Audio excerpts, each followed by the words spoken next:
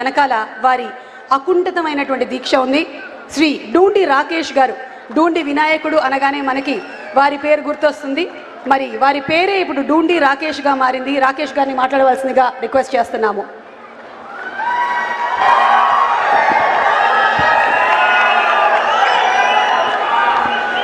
అందరికీ నమస్కారం. ఏదైతే ఈరోజు మన 58 రోజులు తెలుగు ప్రజల కోసం నిరాహార దీక్ష చేసి తన ప్రాణాన్ని సైతం లెక్క చేయకుండా ప్రాణాలు వదిన ఆంధ్ర రాష్ట్ర ముద్దు బిడ్డ శ్రీ అమరజీవి పొట్టి శ్రీరాములు గారి 125వ జయంతి ముగింపు సభకు విచ్చేసిన తెలుగు ప్రజలందరికీ నా అభివందనాలు.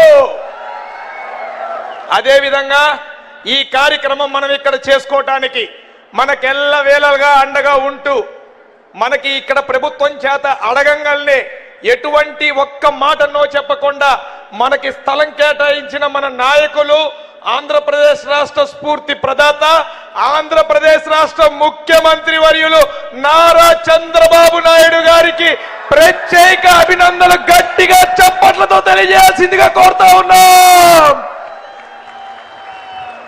అలాగే మనందరికీ తెలుసు, అందరికీ ఒక జోష్ వస్తుంది. ఏంటా జోష్ పేరు? ఏంటా జోష్ పేరు? పొట్టి శ్రీరాములు గారు నిజమైన వారసుడు చంద్రబాబు నాయుడు గారు అయితే దానిని ఉనికి పుచ్చుకొని ముందుకు తీసుకెళ్తున్న నాయకుడు పవన్ కళ్యాణ్ గారు. అటువంటి పవన్ కళ్యాణ్ గారు వారి యొక్క ప్రాజెక్ట్ లో ఒక పథకానికి అమరజీవి జలధార అని పేరు పెట్టారంటే వారికి పొట్టి శ్రీరాములు గారి మీద ఉన్న గౌరవం, ప్రేమ ఎంత మీ అందరూ చెప్పాలి ఒకసారి గట్టిగా, మరోసారి గట్టిగా. మరి ఈరోజు ఆర్యవైశ్యుల పాలిట మనందరి ప్రియతమ నాయకుడు, మనందరికీ కుటుంబ సభ్యుల్లాగా ఒకళ్ళలాగా ఉంటూ మనం ఎప్పుడు ఏది అడిగినా ఎక్కడా కూడా గ్యాప్ లేకుండా ఒక్క మెసేజ్ తోనే మనకి పనిచేసే నాయకుడు ఎవరు? ఎవరు? యువగలో రథ సారథి మనందరి ప్రియతమ నేత, యువ నేత నారా లోకేష్ గారు. అలాగే బీజేపీ రథసారథి మాధవ్ గారికి, అనేక మంది మంత్రులకి అందరికీ కూడా ప్రత్యేక ధన్యవాదాలు తెలియజేసుకుంటా ఉన్నాం. ఈ ప్రాజెక్ట్ చేపట్టాలని తెలియజేయగానే నాకు అన్ని విధాలుగా సహకరించిన మన ట్రస్ట్ కుటుంబ సభ్యులందరికీ కూడా పేరు పేరున ధన్యవాదాలు తెలియజేసుకుంటా ఉన్నా. మరి మేము ఆ రోజు యువగలం పాదయాత్రలో మొదలుపెట్టినప్పుడు ఆర్యవైశ్య సంఘాలే కాకుండా అనేక చోట్ల అమరజీవి పొట్టి శ్రీరాములు గారి అభిమానులు వచ్చి, సార్ పొట్టి శ్రీరాములు గారికి ఒక గౌరవం ఉండాలి, మీరు సహకరించండి అని యువనేత నారా లోకేష్ గారిని అడిగితే ఆ రోజు నా భుజం మీద చెయ్యేసి అది నా బాధ్యత, నా తమ్ముడు తీరుస్తాడు, నేను చూసుకుంటానని చెప్పిన వ్యక్తి నారా లోకేష్ గారు అన్న సంగతి ఈ సభాముఖంగా నేను మరోసారి గుర్తు చేస్తా ఉన్నా.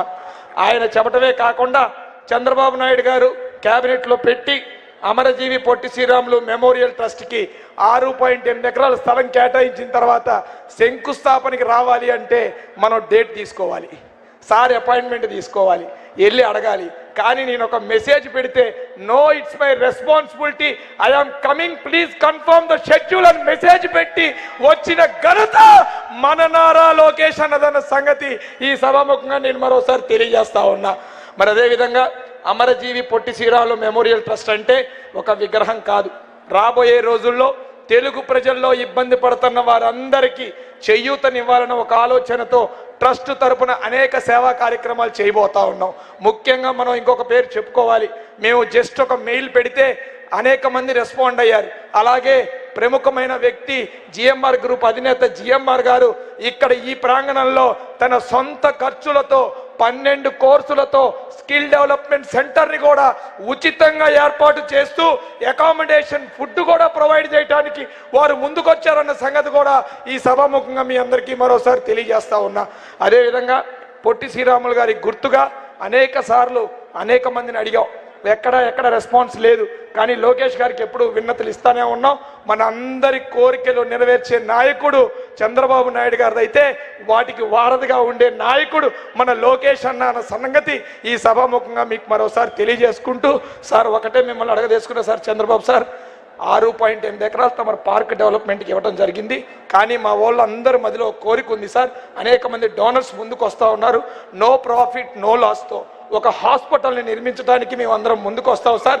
దయచేసి ఒక 10 ఎకరాల స్థలం కనుక మీరు ఇచ్చినట్టయితే అమరజీవి పొట్టి శ్రీరాములు గారి పేరు మీద ఒక పెద్ద హాస్పిటల్ నిర్మించి ప్రజలకి సేవ చేయటానికి ఈ సేవ చేయటాన్ని అవకాశం మాకు కల్పించాల్సిందిగా కోరుతూ, ఏదైనా తప్పు మాడితే ఏమనుకోవద్దని తెలియజేస్తూ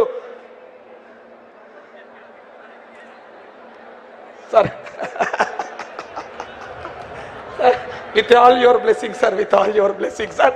ఏదైనా తప్పు మాట్లాడితే ఏమీ తెలియజేయద్దని తెలియజేసుకుంటూ, ఇంత అవకాశం అతి చిన్న వయసులో నా వెనక ఎవరూ లేకపోయినా, రాజకీయ బ్యాక్గ్రౌండ్ లేకపోయినా నన్ను ఈ స్థానానికి నిలబెట్టిన లోకేష్ అన్న గారికి, కూటమి ప్రభుత్వ నాయకులందరికీ, అదేవిధంగా నేను కష్టకాలంలో తెలుగుదేశం పార్టీ వాణిజ్య విభాగం అధ్యక్షుడిగా పనిచేసినప్పుడు ఇక్కడ అనేక మంది సోదరులు నా వెంట నడిచారు.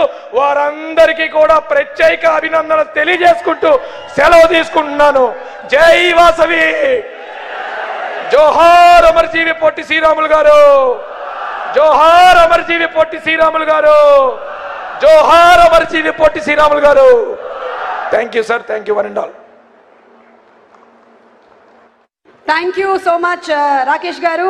ఒక అద్భుతమైన స్పీచ్ని డెలివర్ చేశారు. అండ్ అలాగే అతి త్వరలోనే ఆ స్కిల్ డెవలప్మెంట్ సెంటర్ అండ్ మీరు కోరుకున్న విధంగానే హాస్పిటల్ అన్నీ రావాలి అని మనస్ఫూర్తిగా కోరుకుంటూ ఉన్నాము. మరి ఇక్కడ మాట్లాడడానికి తదుపరి శ్రీ రాజగోపాల్ శ్రీరామ్ గారు, తాతయ్య గారు, honourable member of legislative assembly Jaggayyapeta వారిని రిక్వెస్ట్ చేస్తున్నాము. సార్. సభకు నమస్కారం. గౌరవ ముఖ్యమంత్రి నారా చంద్రబాబు నాయుడు గారికి, అదేవిధంగా ఉప ముఖ్యమంత్రి వర్యులు పవన్ కళ్యాణ్ గారికి, యువ నాయకుడు నారా లోకేష్ బాబు గారికి, సభా వేదిక మీద కేంద్ర మంత్రులకు, రాష్ట్ర మంత్రులకు, శాసనసభ్యులకు, పార్లమెంట్ సభ్యులందరూ కూడా పేరు పేరు నమస్కారం తెలియజేస్తూ, సభకు విచ్చేసిన ప్రతి ఒక్కరికి కూడా పేరు పేరు నమస్కారం తెలియజేస్తూ ఉన్నాం. మరి ఈరోజు అమరజీవి పొట్టి శ్రీరాములు విగ్రహ ఆవిష్కరణ చేసుకుంటా ఉన్నాం. నిజంగా అమరజీవి యొక్క జీవిత చరిత్ర చూస్తే బాల్యం నుంచి కూడా నైతిక విలువలతో, సమాజ సేవా దృక్పథంతో ఉన్నటువంటి మహనీయుడు. బాల్యంలోనే మరి నిజంగా విద్యా వయసు నుంచి కూడా నైతిక విలువలతో కలిగిన నాయకుడు, మహానాయకుడు. అటువంటి స్వాతంత్ర పోరాటంలో మహాత్మా గాంధీ పిలుపు మేరకు ప్రభుత్వ ఉద్యోగాన్ని రాజీనామా చేసి మహాత్మా గాంధీతో పాటు అనేక ఉద్యమాల్లో పాల్గొని జైలు జీవితం కూడా నిర్మించినటువంటి మహనీయుడు పొట్టి శ్రీరాములు గారు. వారు మరి ప్రాణ త్యాగంతోనే రాష్ట్రానికి ఆంధ్రప్రదేశ్ అవతరణ జరిగింది. వారు మరి స్వాతంత్రం కోసం, రాష్ట్ర అవతరణ కోసంతో పాటు ప్రత్యేకంగా హరిజన ఉద్ధరణ కోసం, హరిజనులకు దేవాలయాలు ప్రవేశం ఉండాలి, వాళ్ళకు కూడా సమన్యాయం ఉండాలని చెప్పి హరిజన ఉద్యమం చేసినటువంటి మహనీయుడు. అటువంటి మహానాయకుడి యొక్క విగ్రహం ఈరోజు ఆవిష్కరించుకున్నాం. వారిని స్మరించుకుంటూ వారి యొక్క అడుగుజాడలో ఆశయాలతో త్యాగము, అదేవిధంగా సత్యము, అహింస మార్గంలో అందరం నడవాలని చెప్పని అందరిని కూడా మనం ఇటువంటి సందర్భంలో అటువంటి మహనీయుల యొక్క స్మరించుకుంటూ రాబోయే తరాలకి ప్రతి ఒక్కరు గుర్తుండే విధంగా ఈరోజు అమరజీవిని ఏ విధంగా గుర్తుంచుకున్నావో అదేవిధంగా స్వర్ణాంధ్రప్రదేశ్ సాధన కోసం మన నాయకుడు చంద్రబాబు నాయుడు గారు ఏ విధంగా నిరంతర కృషి చేస్తూ రాష్ట్రాన్ని ఒకవైపు అభివృద్ధి సంక్షేమంతో పాటు ఒక సాంకేతిక పరిజ్ఞానంతో ముందుకు పోతున్న మన నాయకుడిని కూడా రాబోయే తరాలు గుర్తుండే విధంగా మనం అందరం కూడా వారికి ప్రత్యేకంగా మనందరి యొక్క ఆశీస్సులు ఉండాలని చెప్పని మనసారా కోరుకుంటూ పొట్టి శ్రీరాములు గారికి మనసారా మరి అందరూ కూడా ఒకసారి జోహార్లు అర్పిస్తూ సెలవు తీసుకోవడం. జై హింద్, జై తెలుగు తల్లి. Thank you sir. ఇప్పుడు honourable member of legislative assembly Tadikonda Shri Tenali Sravan Kumar గారిని మాట్లాడవలసిందిగా ప్రార్థిస్తున్నాము.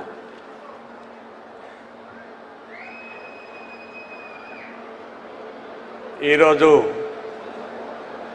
అమరజీవి పొట్టి శ్రీరాములు గారి 125వ జయంతి ఉత్సవం రోజున ఆయన 58 రోజుల దీక్షకు గుర్తుగా 58 అడుగుల ఎత్తైన విగ్రహాన్ని ఏర్పాటు చేసి దాన్ని ప్రారంభోత్సవానికి విచ్చేసిన గౌరవనీయులు రాష్ట్ర ముఖ్యమంత్రి వర్యులు అమరావతి రాజధాని సృష్టికర్త నారా చంద్రబాబు నాయుడు గారికి, అదేవిధంగా వేదిక మీద ఉన్న మన ఉప ముఖ్యమంత్రి గౌరవనీయులు కొణిదెల పవన్ కళ్యాణ్ గారికి, వేదిక మీద ఉన్న మంత్రివర్యులు నారా లోకేష్ గారికి, సబిత గారికి, నారాయణ గారికి, భరత్ గారికి, అలాగే మన కేంద్ర మంత్రివర్యులు మన ఎంపీ గారు పెమ్మసాని చంద్రశేఖర్ గారికి, ఇతర వేదిక మీద ఆసీనులైన పెద్దలందరికీ నమస్కారం. మనందరికీ తెలుసు ఆంధ్ర రాష్ట్ర యొక్క ఏ రకంగా ఏర్పడింది అనేది. అమరజీవి గారు మొట్టమొదటి నుంచి కూడా గాంధేయవాది. గాంధీ సిద్ధాంతాలతో అహింసా మార్గంలో ఏదైనా సాధించవచ్చు అనేది నిరూపించడంలో గాంధీ గారు మొదటి స్థాయిలో ఉంటే, ఆయన అనుసరించి ఆయన ఆలోచన ప్రకారమే నేను సత్యాగ్రహం ద్వారా ఈ రాష్ట్రాన్ని సాధిస్తానని ఒక దృఢ సంకల్పంతో 58 రోజులు నిరాదీక్ష చేసి అమరజీవి అయ్యారు. అంతకుముందు ఆంధ్ర రాష్ట్రం, తమిళనాడు